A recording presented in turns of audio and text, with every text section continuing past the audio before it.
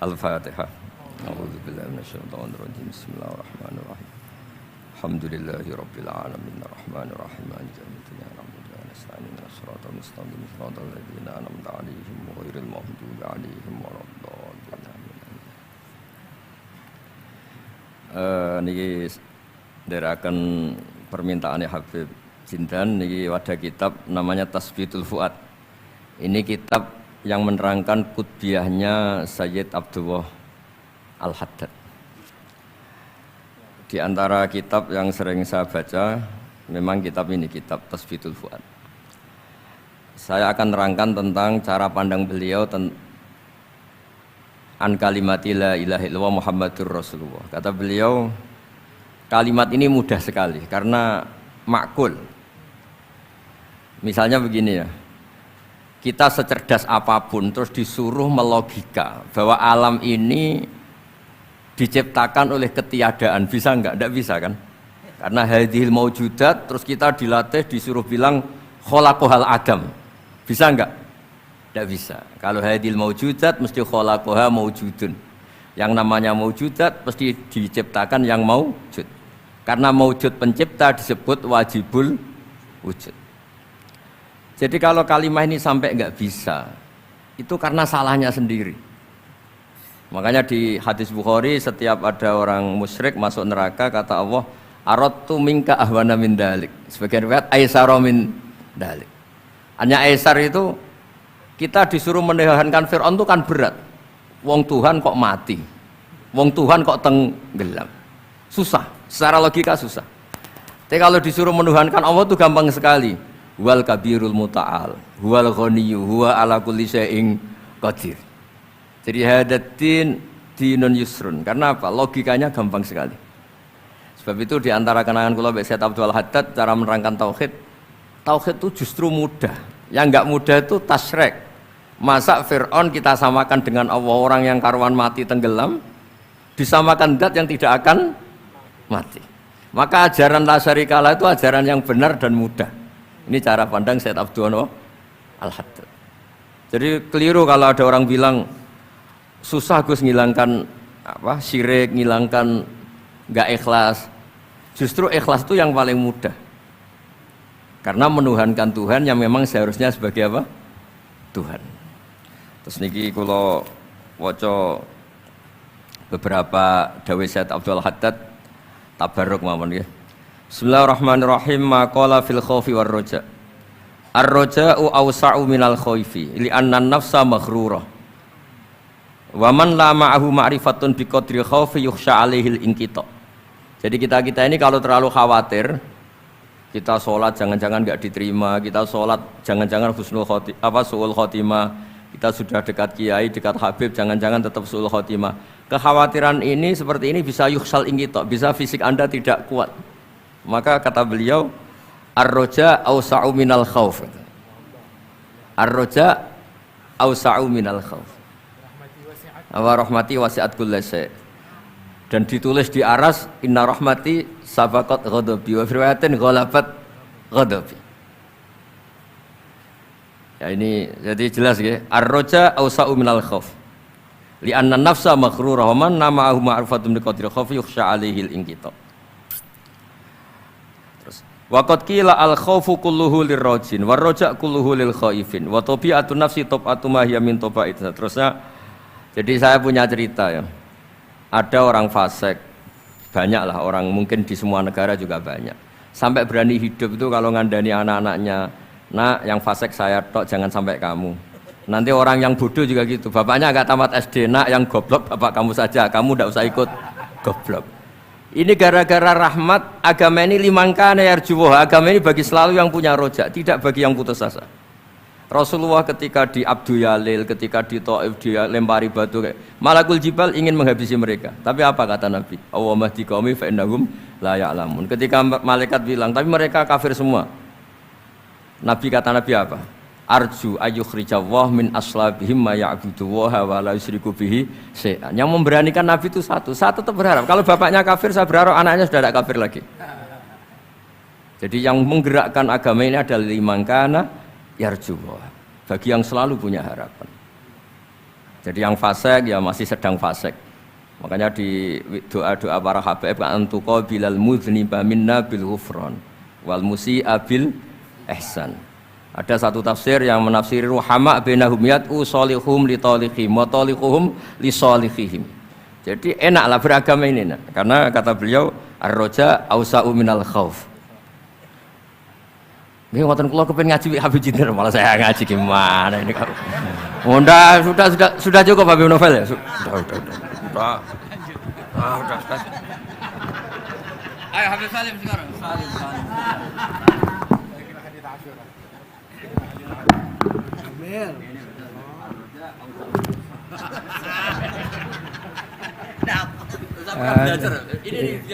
Ini satu kalimat udah cukup udah. Ar-raja awsa'u minal khauf. Alhamdulillah. Udah begini, udah tutup kita, enggak usah lanjut, udah selesai. Agama ini liman kana yarjullah wal yawmal akhir. Abdul ibadah intidharul farad. Yes, naam. Sudah khatam ini. Sahih. Tapi yang nata orang Kerawang. Iya benar. Bismillahirrahmanirrahim. Saya berterima kasih sama Habib Jindan tentang ngamalin sholat sunnah awabin. Kita kalau ngelihat pahala yang disampaikan Habib Jindan tentang sholat sunnah awabin itu Masya Allah setara dengan ibadah 12 tahun. Allahu Akbar. Itu dialog Habib Jindan sama Habib Novel. Dan sejak itu alhamdulillah saya dengan izin Allah mendawamkan, menghidupkan kembali apa yang didawamkan oleh guru-guru kami dan orang-orang tua kami di Al-Mansuriyah. Dan kalau kita lihat kan pahala puasa Asyura ngapus tahun.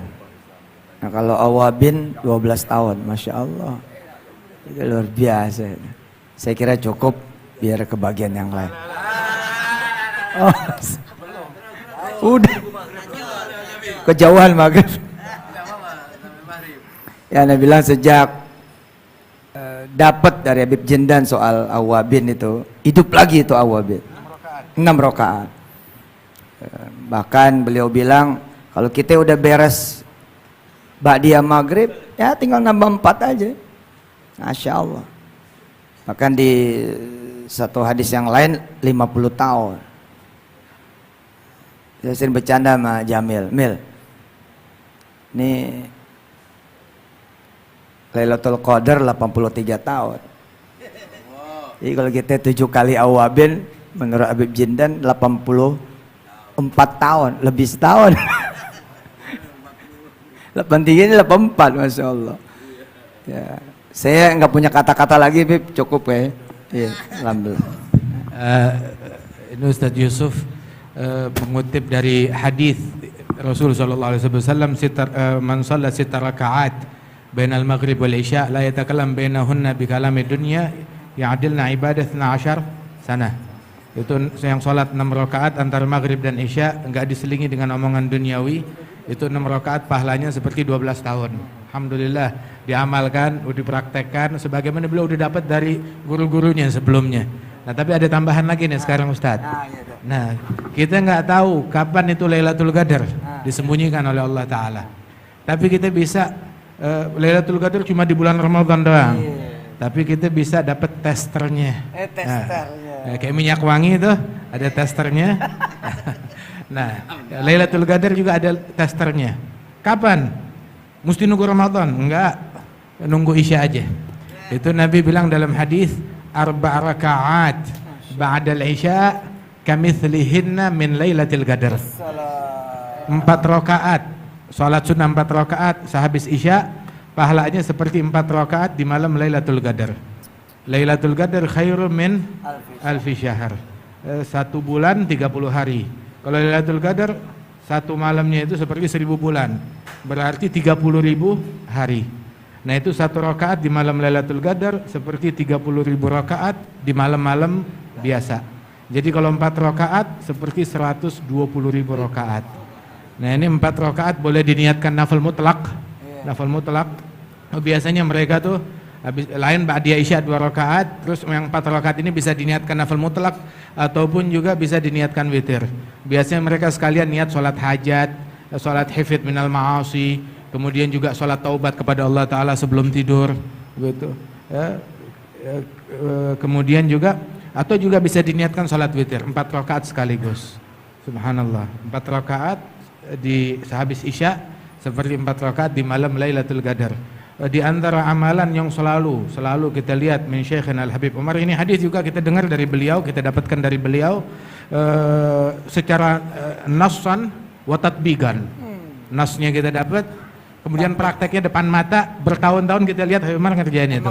benar. Sehabis isya beliau sholat 2 rakaat. 2 rakaat ba'diyah.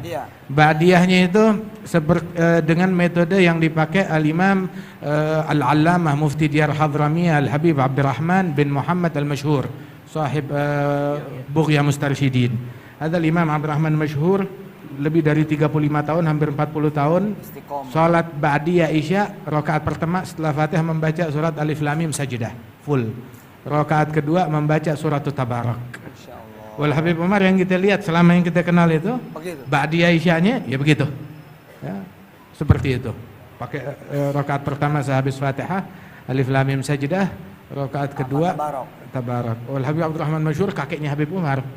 Kakeknya Al Habib Umar dari neneknya beliau.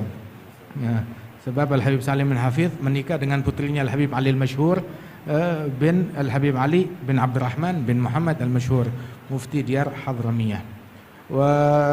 Kemudian juga setelah dua rakaat itu baru beliau tambah sholat 4 rakaat. 4 rakaat yang sama seperti 4 rakaat di malam Lailatul Qadar. Masya Allah, ini kita pulang dari sini dapatnya banyak banget insya Allah. Ya, tapi kalau diamalkan. Qabilnal ijazah.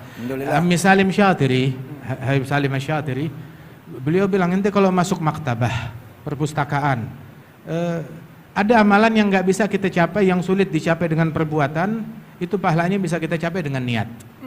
Maka ketika masuk perpustakaan ngelihat kitab yang banyak, niat untuk membaca semuanya, mempelajari semuanya, mengamalkan semuanya.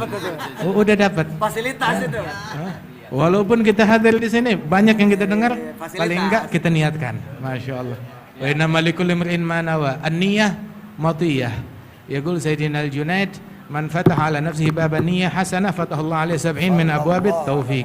Yang buka buat dirinya satu pintu niat kebaikan, dibukakan oleh Allah 70 pintu niat taufik, bantuan terwujudkan amalannya tersebut.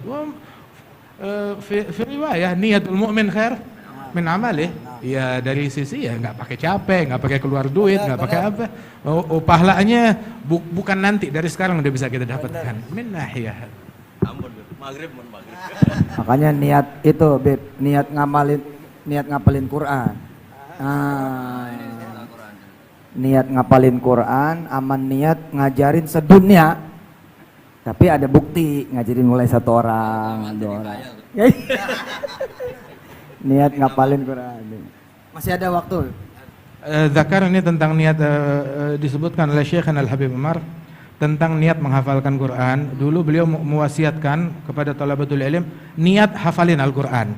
Walaupun nggak kesampaian, seandainya meninggal dunia sedangkan dia belum selesai menghafalkan Al-Quran, belum kesampaian, maka Allah Ta'ala utus malaikat di dalam kuburannya yang ngebantu dia menghafalkan Al-Quran. Jadi ada les private ngajarin dia Al-Quran hingga dibangkit hari kiamat udah hafal Al-Quran, masuk di dalam barisannya ahlul Quran, ahlullah wa khasatuh. Masya Allah. Ya, kita niatkan dari sekarang itu semuanya.